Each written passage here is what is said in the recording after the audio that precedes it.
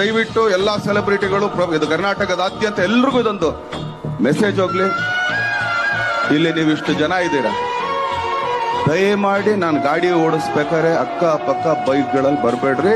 ನಿಮ್ಮ ಪಾದಾರವಿಂದಗಳಿಗೆ ನಾನು ಕೇಳ್ಕೊಳ್ತಾ ಇರೋದು ಏನಕ್ಕೆ ಅಂತ ಹೇಳ್ತೀನಿ, ಕೇಳ್ರೋ ಏನಕ್ಕೆ ಅಂತ ಹೇಳಿ ಇಲ್ಲ.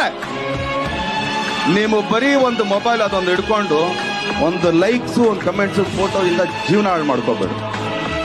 ನಾವು 110, 120 ಹೋಗ್ತಾ ಇರ್ತೀವಿ. 110, 120 ನಾವು ಗಾಡಿಲಿ ಓಡಿಸ್ತಾ ಇರ್ಬೇಕಾದ್ರೆ ಪಕ್ಕದಲ್ಲಿ ಬೈಕ್ಗಳಲ್ಲಿ ನೀವು ಬರ್ತೀರಾ?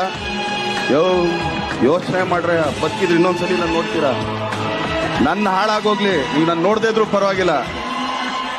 ಮನೇಲಿ ವಯಸ್ಸಾದ ತಂದೆ ತಾಯಿಂದಿರಿರ್ತಾರೆ, ಅವಾಗ ತಾನೇ ಮದುವೆ ಮಾಡ್ಕೊಂಡು ಹೊಸ ಗಂಡ ಹೆಂಡತಿ ನೀವು ಆಗಿರ್ತೀರಾ. ಇಲ್ಲ ಆಗ್ತಾನೆ ಹುಟ್ಟಿರೋ ಒಂದು ಮಗು ಇರುತ್ತೆ. ನಿಮಗೇನಾರು ಹೆಚ್ಚು ಕಮ್ಮಿ ಆದ್ರೆ ನಿಮ್ಮ ಮನೆಯವರು ಸಾಯೋ ತನಕ ನನ್ನನ್ನು ದೂಷಿಸ್ತಾರೆ. ಅದು ನಿಮ್ಗಿಷ್ಟನಾ?